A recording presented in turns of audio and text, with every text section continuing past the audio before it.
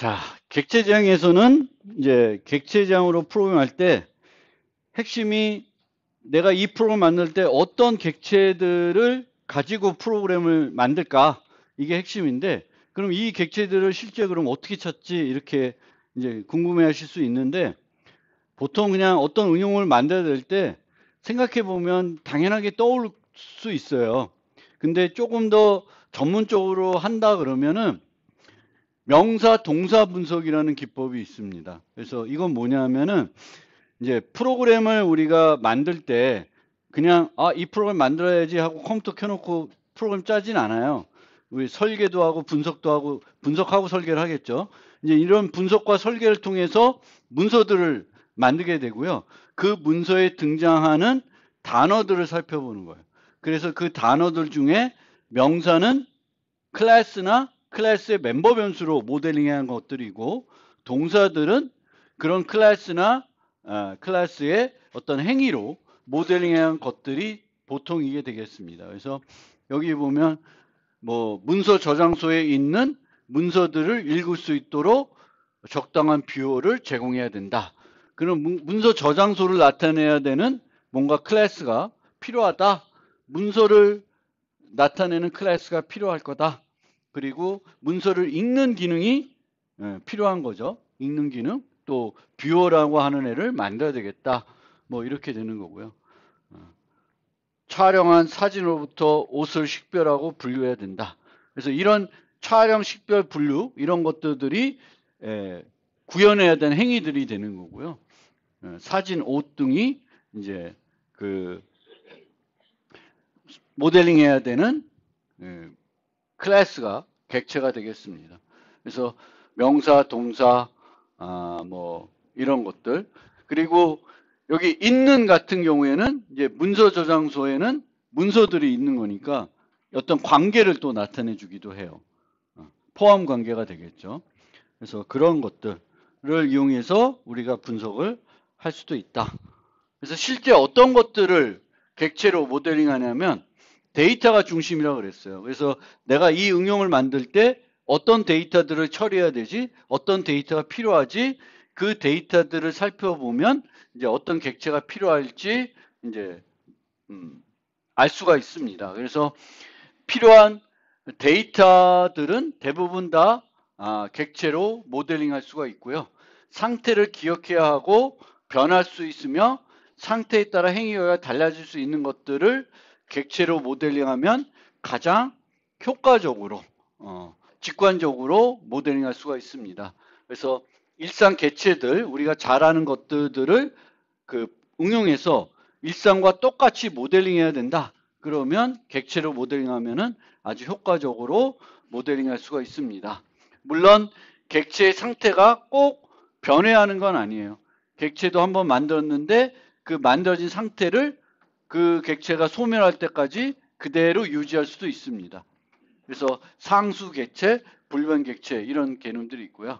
데이터와 데이터를 처리하는 함수를 하나로 묶어 처리한다는 관점에서 이제 보통 우리가 기존 C에서 복합 타입, 구조체로 모델링했던 것들은 다 이제 C++ 객체지향에서는 클래스로 그 구조체로 모델링했던 거는 원래는 구조체에는 멤버 변수만 있었던 거죠. 근데 이제는 거기다가 이 변수들을 이 구조체를 처리할 때 필요한 함수들을 같이 넣어주게 되면 되겠습니다.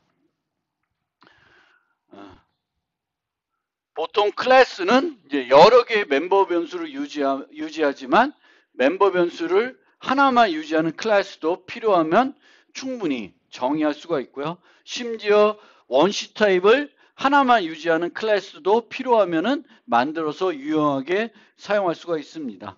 실제 객체지향 프로그래밍을 많이 하다 보면은 이런 것도 객체로 모델링할 수 있나 하는 것들도 종종 만나보게 돼요. 그래서 조금 더 객체지향을 여러분들이 많이 하다 보면은 이제 객체지향을 좀 더 전문적으로 프로그래밍하는 어떤 기법들을 또 학습해야 되는 욕구가 생기실 수가 있는데, 그런 욕구가 생기시면은 제가 하는 객체지향 개발론 및 실습 수업에 오시면 또 배울 수 있습니다. 그래서 그것도 참고해 주시고요. 그리고 기능은 그냥 함수로 만들어도 되는 건데 보통 이제 이 기능들 중에 기능 자체를 우리가 함수로 모델링하지 않고 메소드나 아니면 기능 자체를 클래스로 모델링하는 경우도 있습니다. 그래서 예전에 C에서는 printf, scanf가 함수로 존재했었는데 이제 C++에서는 cout인 객체가 되는 거죠. 객체를 중심으로 뭐가 이루어집니다. 이 왜 그럼 얘가 이 기능이 클래스로 모델링 됐냐면은 뭔가 기억해야 되는 거예요. 이 함수들이. 예전에 어디까지 했지? 이 버퍼를 어디까지 썼지를 기억해야 되는 거고 그런 것들을 기억해야 될 때 이제 C++에서는 뭐 정적 지역 변수나 전역 변수 쓰지 않고 클래스로 모델링하면은 더 효과적으로 캡슐화해서 모델링할 수가 있습니다. 또 짝 처리가 필요한 기능들이 있어요. 예를 들면 파일 처리를 할 때 파일을 처리하려면 먼저 오픈해야 되겠고요. 다 쓰고 나서는 닫아줘야 돼요. 그리고 동적 할당 같은 경우도 new 한 다음에 나중에 다 쓰고는 딜리트 해줘야 됩니다. 그런데 이거를 내가 필요할 때 new하고 딜리트 할 수 있지만 그 하는 기능들을 객체로 모델링하면은 생성할 때 자동적으로 new해서 만들어지겠고 그 객체가 소멸하면 자동적으로 딜리트를 합니다. 그래서 그런 형태대로 짝 프로그램, 짝이 필요한 것들을 객체로 모델링하면은 되게 효과적으로 또 사용할 수 있어요. 내가 크게 신경 쓰지 않고 프로그램을 하는 거예요. 저절로 생성되고 그 객체가 소멸되면 저절로 또 딜리트를 해주니까 편해지게 됩니다. 이 기능과 관련해서 보통 이제 어떤 함수를 만드는데 이 함수가 주어진 인자 가지고 다 구현할 수가 있어요. 인자만 가지고. 그러면 굳이 얘를 이 기능을 클래스로 만들지 않고 클래스로 모델링하지 않고 그냥 C++에서도 독립 함수로 만들어서 쓸 수도 있습니다. 그러니까 예를 들면 요런 걸 보세요. find는 뭐냐면 문자열이 주어지고 문자가 하나 주어지는 거예요. 그러면 이 문자가 문자열 내에 있냐 없냐 있으면 어디에 있냐 이걸 찾아주는 거고요. 이 함수는 인자만 가지고 다 할 수 있죠. 그리고 과거에 내가 뭐 했는지 뭘 기억해야 되는 것도 없어요. 그냥 인자만 갖고 다 구현이 돼요. 그러면 얘는 독립 함수로 만들 수 있는 그런 애가 되는 거예요. 근데 C++에서는 이런 애들도 독립 함수로 만들지 않고 인자 중 하나를 중심으로 만들 수는 없는지 살펴볼 수가 있습니다. 그래서 이런 식이 되는 거죠. 애플 find A 이렇게 되냐? 이렇게도 쓸 수 있죠. 얘를 중심으로 A를 줘서 A가 이 문자열에 어디에 있는지를 알려주는 거예요. 그래서 인자들 중에 그러니까 인자들만 가지고 충분히 만들 수 있는 함수인데 그 인자들 중에 복합 타입이 있으면 그 복합 타입을 중심으로 메소드로 만드는 수도 있을 거예요. 그럼 그게 더 편한 건지 아니면 그냥 함수로 만드는 게 편한 건지를 고민해 보셔야 되는 거예요. 그래서 일반 함수로도 제공할 수도 있고 이런 애는 메소드로도 제공할 수가 있습니다. 또 원시 타입이면 안 될 것 같잖아요. 그러니까 얘가 어떤 함수가 있어요.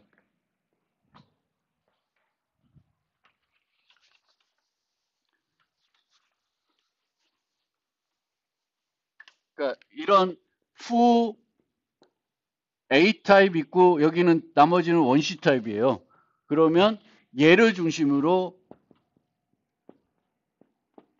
이런 애로 바꿀 수가 있다는 거예요. 여기가 복합 타입. 뭐 스트링이 됐든 뭐 이게 강아지가 됐든 뭔가 타입이 있으면 걔를 중심으로 할 수 있는 걸로 바꿀 수는 없는지 살펴보고 있으면 얘를 이 클래스의 메소드로 추가하는 거예요. 그런데 만약에 그냥 원시 타입만 이렇게 되어 있어요. 그러면 원시 타입 점 해서 안 되잖아요.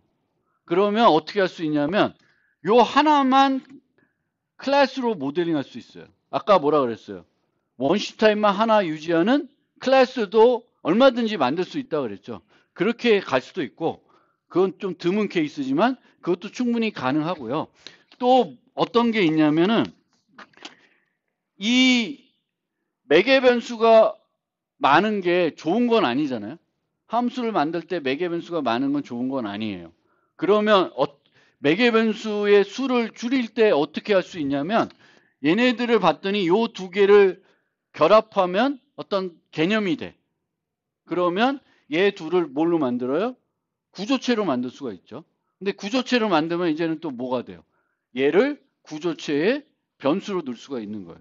그래서 여기가 뭐 x, y고 뭐가 온다. 그러면 이 x, y를 포인트로 모델링 한 다음에 요거의 메소드로 풀을 집어넣을 수도 있어요. 그래서 이게 기본적으로 우리가 긴 매개 변수들을 줄이는 방법이 있고요. 줄일 때 이제 묶어서 구조체로 만들어서 이제 줄이는 방법이 있고, 그렇게 줄일 때에 이제 이 객체 지향에서는 이 함수를 일반 함수가 아니라 이 구조체의 메소드로 우리가 만들 수가 있습니다. 그러면 일반 함수로도 제공할 수가 있고 어떤 클래스의 메소드로 제공할 수 있는 두 가지 다 되는 경우예요. 그러면은 어떤 게 하는 게 더 좋냐? 코드 중복, 사용 편리성, 뭐 실행 파일 크기 등을 고려해 가지고 이제 자기 나름대로 결정하면 돼요. 근데 이제 라이브러리를 만드는 것과 일반 응용을 만드는 건 좀 차이가 있어요. 라이브러리는 사용자 생각해서 좀 편리하게 쓸 수 있게끔 코드가 중복돼도 뭐 많이 만들어 놓긴 해요. 근데 예를 들면 정렬하는 거 있잖아요. 소트. 그럼 이 정렬하는 거는 이제 벡터가 있으면 얘가 벡터가 있어요. std 벡터가 뭐 100이 있어요. 그럼 100.sort 이런 식으로 그 벡터에 sort라는 메소드를 추가해 줄 수가 있습니다. 그런데 이제 그 라이브러리에 보면은 이런 리스트 애들들이 벡터만 있지는 않죠. 여러 개가 있습니다.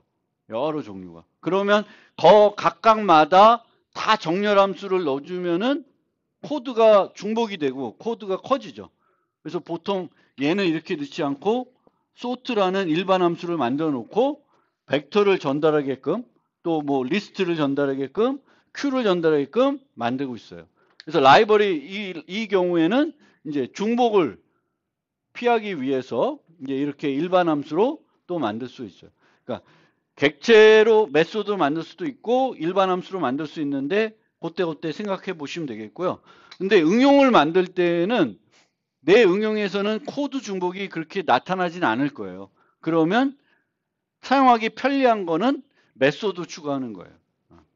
내 응용에서는. 근데 내가 만드는 응용이 내 응용으로 끝나는 게 아니라 다른 뭐 코드와 나중에 또 결합되고 뭐 커질 수 있다. 그러면 여러 가지 고려해 가지고 뭐 코드의 크기라든지 사용의 편리성이라든지 이런 측면에서 또 완전성 측면에서 이제 코드가 중복되더라도 저기도 넣어주고 여기도 넣어주고 이런 것들을 할 수가 있어요. 그래서 저 find 같은 경우에는 스트링에도 find 함수가 있고요. 그냥 일반 함수로도 find가 또 따로 있어요. 알고리즘 같은데.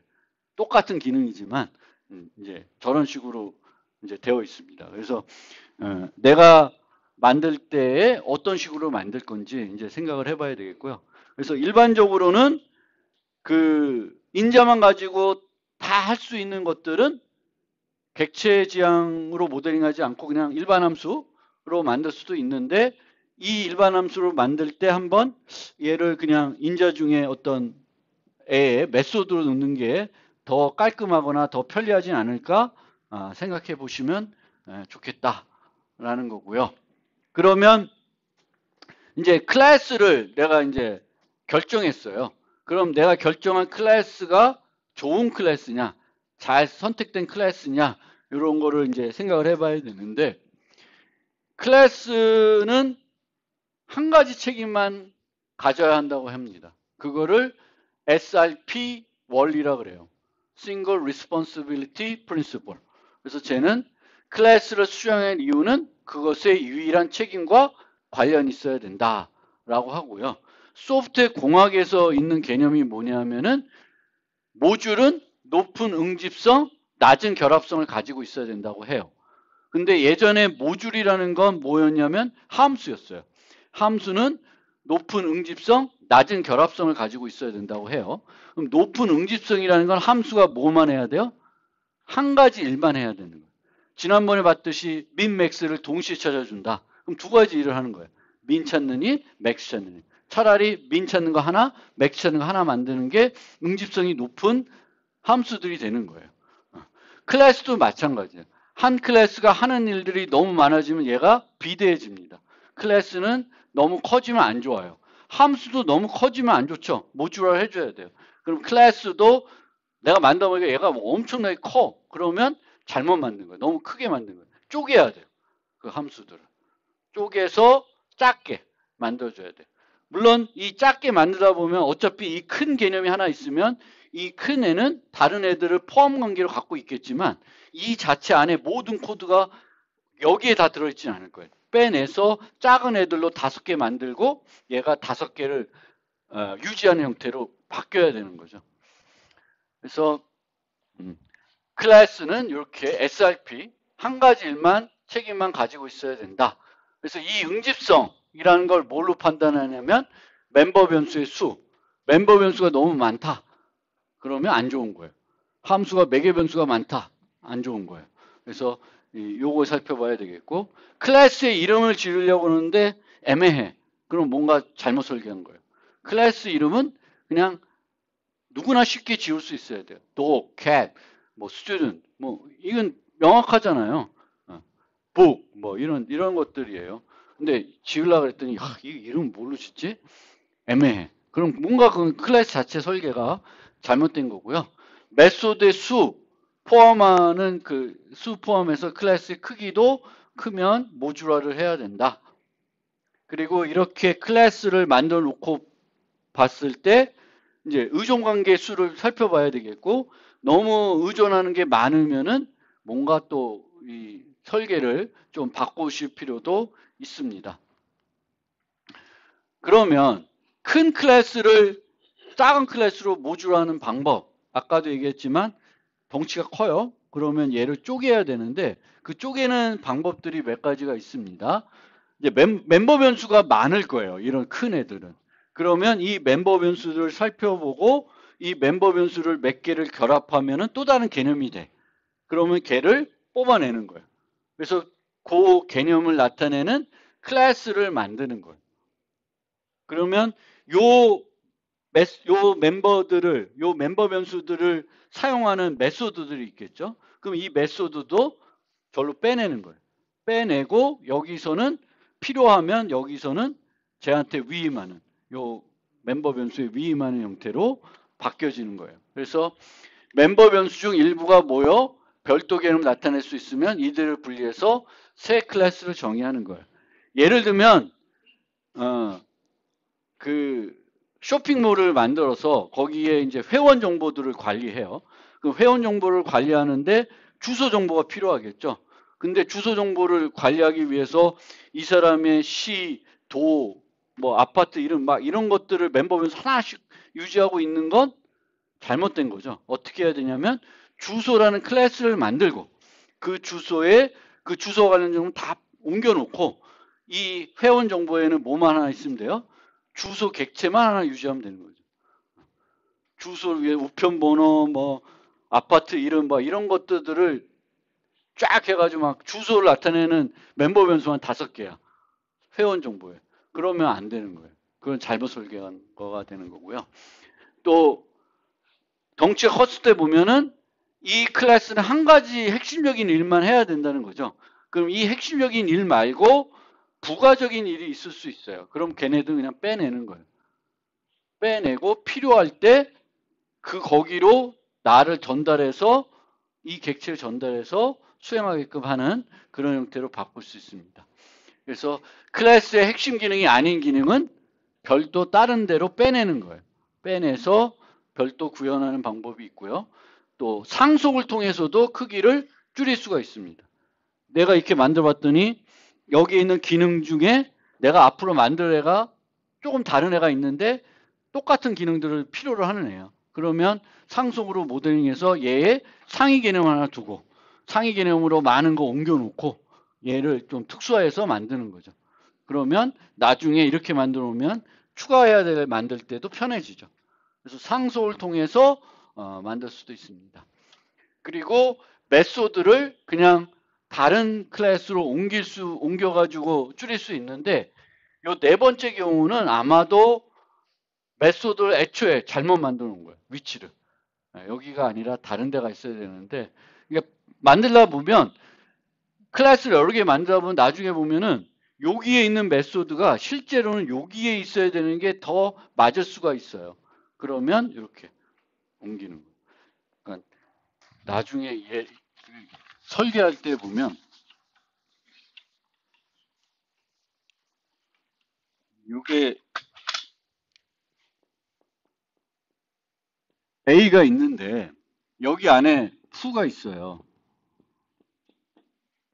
그리고 여기에 B라는 객체를 A 클래스가 유지하고 있습니다. 근데 여기 안에서 봤더니 스위치 B에 뭐 get 뭐 해서 얘를 이용해서 케이스를 돌리고 있어요. 내가 유지하는 객체의 어떤 상태를 보고 그 상태에 따라서 뭘 막 하고 있는 거예요. 그러면 이 스위치 문은 A의 상태를 보는 게 아니라 A가 유지하는 B의 상태를 보는 거죠. 그러면 이 코드는 여기에 있을 게 아니라 어디에 가 있어야 돼요? B에 가 있어야 돼요. 그러니까 어떤 A라는 클래스를 만들고 이 A의 함수들, 메소드들을 만들 텐데 여기에 if문도 있고 반복문도 있고 거기에 막 조건식들이 들어갈 거예요. 근데 이 조건식이 얘의 직접적인 상태가 아니라 얘가 유지하는 또 얘가 아니라 얘가 상호작용하는 다른 클래스의 상태를 보고 있다 그러면 잘못된 거예요. 걔한테 가야 돼, 그 코드는. 그러니까 내 상태가 아니라 다른 객체의 상태를 살펴봐서 뭔가 하는 코드들은 그 코드는 그쪽으로 가야 돼요. 그 메소드의 위치가 이제 잘못될 수가 있습니다. 그 다음에 이제 1에서 7장까지 제가 설명드리면서 구조체 얘기는 별로 안 했어요. 구조체 얘기는. 왜냐하면 이제 C++에서는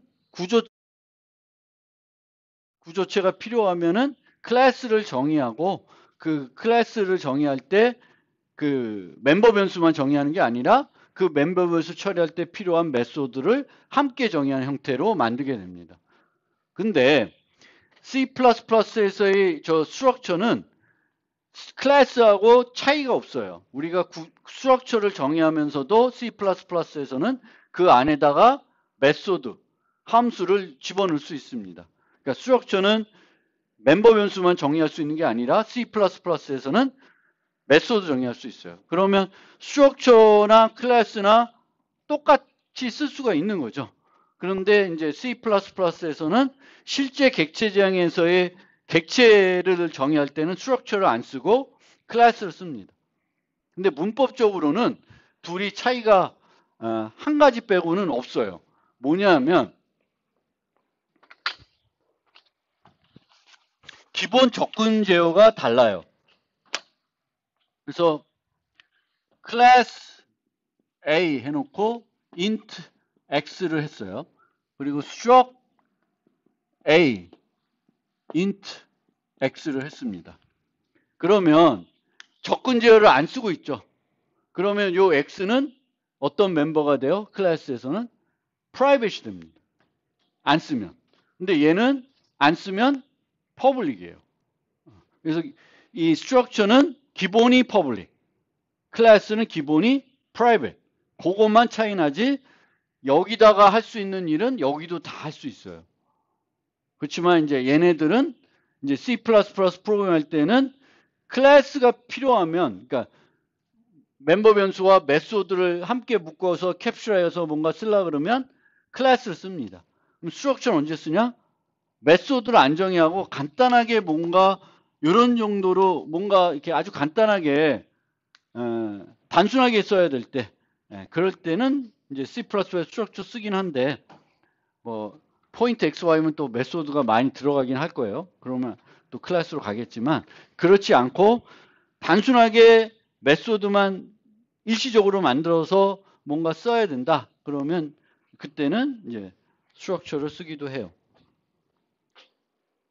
그리고 예전 C에서는 이제 이렇게 정의했을 때 이 포인트 여기 있는 애가 이제 타입 이름이 아니었어요.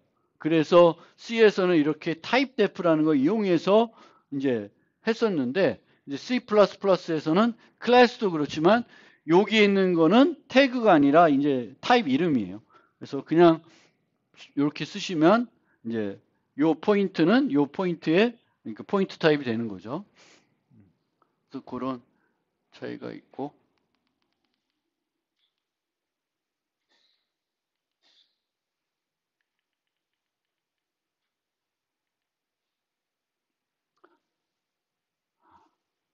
강아지 예까지만 살펴보고 하겠습니다. 그래서 이 강아지에서 뭘 보여드리고 싶냐면은, 아까 구조 프로그래밍하고 객체지향 프로그래밍 비교했을 때 인자가 하나 줄어든다 그랬어요. 왜 인자가 줄어들어요?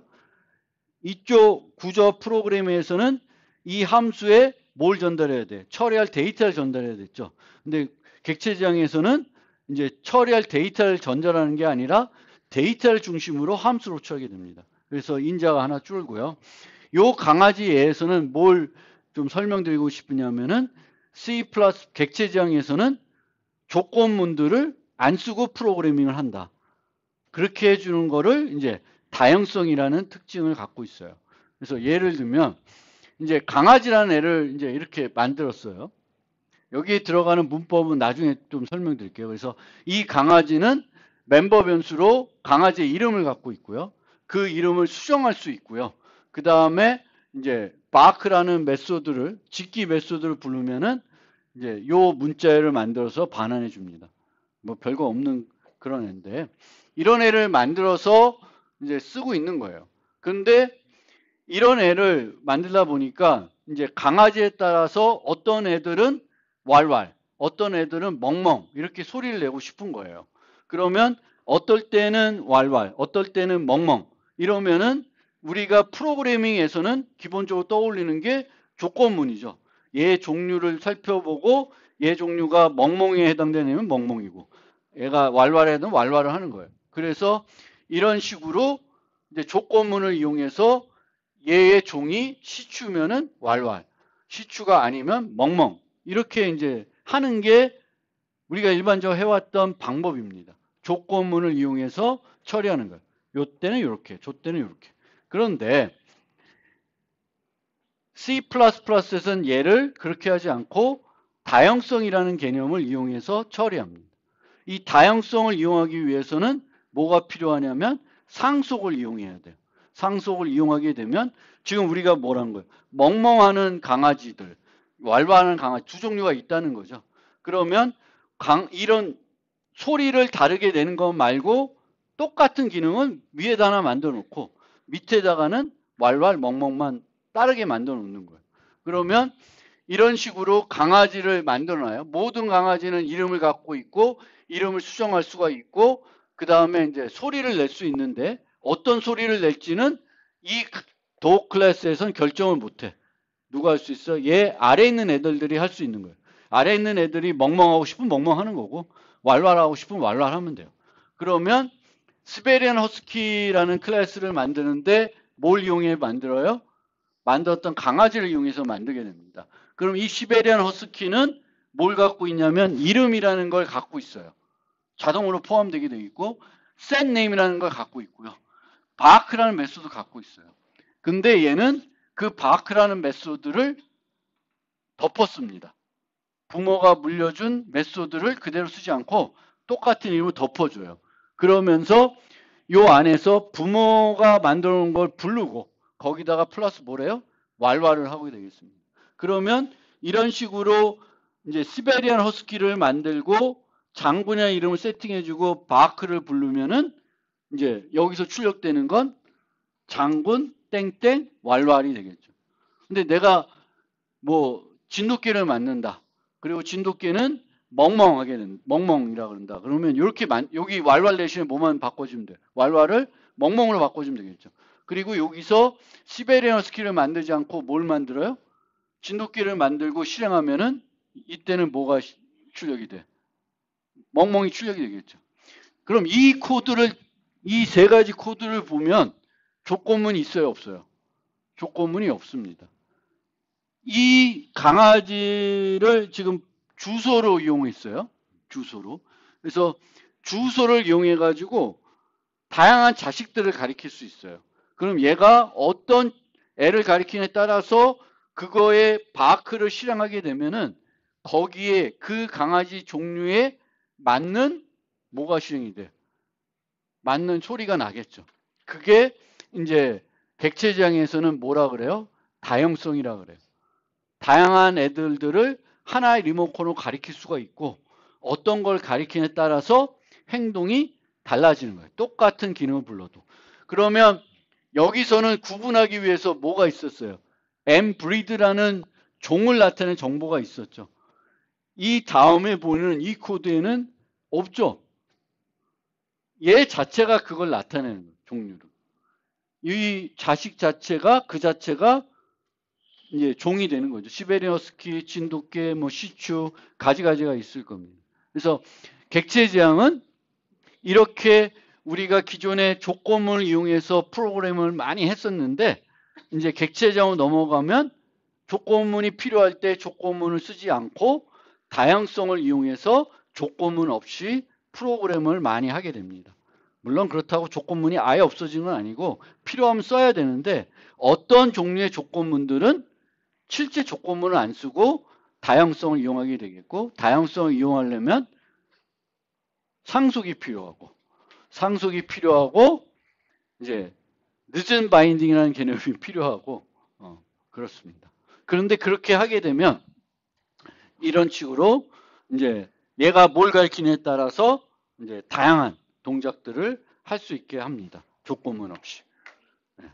그래서 그걸 설명드리고 나머지 부분은 중간고사 이후에 이제 다시 설명드릴게요. 그래서 오늘 여기까지 객체적인